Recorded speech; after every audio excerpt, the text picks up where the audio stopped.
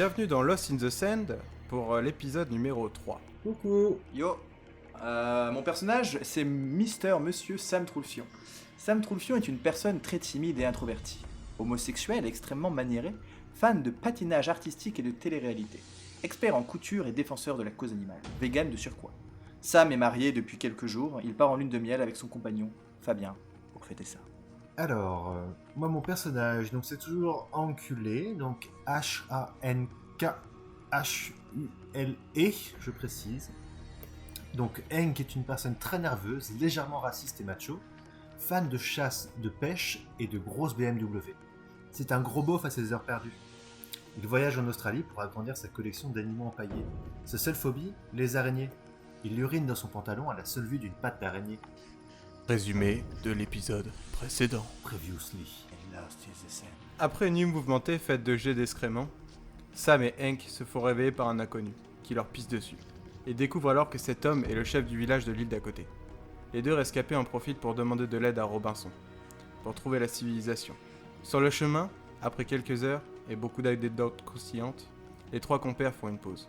Robinson leur tend une gourde d'une boisson plus que mystérieuse. Les deux amis, drogués, finissent par s'écrouler. Scène 1. Au réveil, les deux compagnons se sentent vaseux. Ils ont une grosse barre au crâne. Comme après une grosse cuite, Sam et Hank se rendent compte qu'ils ne sont plus que deux, et qu'ils sont perdus dans la jungle. En se levant, Hank a une sensation bizarre, et sent fortement l'urine. Il a du mal à expliquer sa douleur. Il finit par avouer qu'il a mal à son petit trou. Robinson a abusé de lui pendant la nuit. Sam insiste pour constater les dégâts. Hank refuse au départ et finit par lui montrer.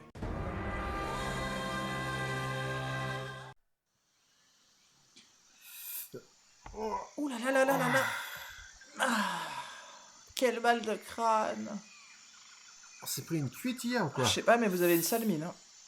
Ah ouais. Ah, je pue aussi. Oh la vache. J'avoue que l'odeur des pipi est quand même bien présente. Vous avez pensé à vous laver, hein? Une petite douchette entre le caca d'hier et le pipi d'aujourd'hui. Je pense que ça nous ferait pas de mal. Oh, un Doliprane. Vous avez pas un Doliprane, vous? Ah non. Par contre, j'ai mal.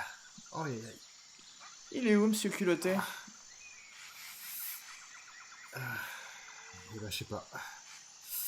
Il a dû partir, je sais pas, me chercher à manger peut-être.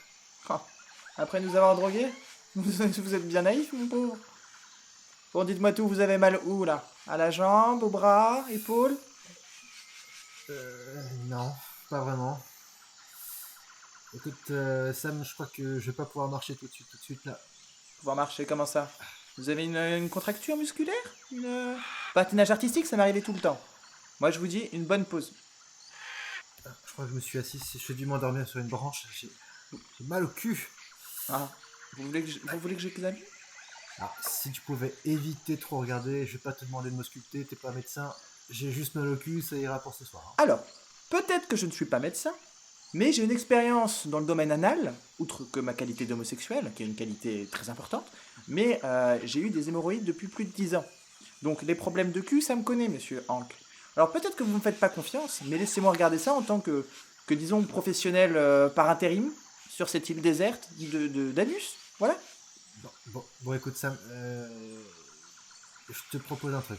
Déjà, si tu regardes mon cul, t'arrêtes de m'appeler Monsieur Hank, hein, c'est Hank, tout court.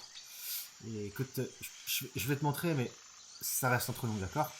Tu regardes, tu me dis ce que tu vois, et c'est... Vous savez, on est quand même perdu en pleine jungle, hein. Je vois pas ce qui risque de nous griller à vous regarder le cul. Hein. Puis vous aviez dit que vous avez des petits penchants aussi. Bon, le point de vue de la médecine. Alors, faites-moi voir ça. Ouh, c'est pas joli. Ouh, c'est pas joli. Qu'est-ce qu'il y a? Alors, je vais réenlever ma cape de professionnel de l'anus et vous parler en tant qu'homosexuel pour vous signaler que vous avez dû subir une intrusion anale. Je pense du coup causée par Robinson qui n'est plus là ce matin. J'en déduis de facto. J'en étais sûr, j'ai fait des cauchemars, oui, il est en train de bref, et de me pisser dessus. Alors, le pipi c'était ce matin, donc si vous mélangez les deux, sans doute vous êtes réveillé dans la nuit et vous vous êtes fait violer. Scène 2.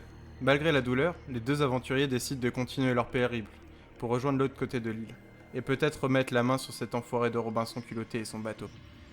Ils arrivent dans une grande clairière avec une pierre au milieu, une sorte de menhir. Sam prend les devants et décide de déchiffrer cette pierre mystérieuse. Hank refuse de laisser une pédale jouer à l'aventurier. Il décide de régler ça au Shifumi. Sam gagne pour le plus grand malheur de Hank. Bon, allez. Bon, écoute, Sam, je vais remonter à mon froc, je supporte pas ça. Donc, écoute, tu vas garder ça pour toi, hein. Pas de souci, monsieur Hank. Je garderai motu chez Bousse Cousu. Parole de couturier. Non, mais c'est Hank, ok?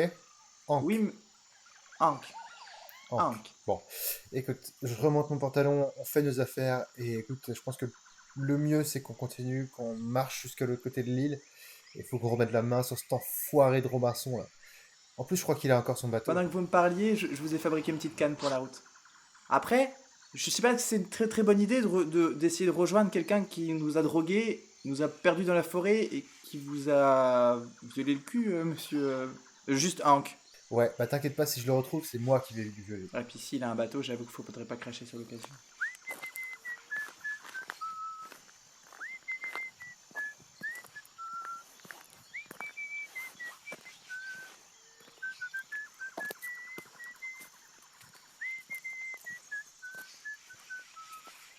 Tu vois, Sam? Moi, je connais bien l'île. Ça fait que 2 jours qu'on y est quand même, donc un petit peu de... Non, mais écoute, tu vois là-bas, il y a un grand plateau avec une petite clairière. Je pense que le plus simple, c'est qu'on monte jusqu'en haut de cette carrière et puis on pourra voir tout l'horizon. Et puis avec un peu de chance, il y aura des papillons. Clairière, des papillons, des petites billes, des cerfs qui galopent, qui courent. Allez,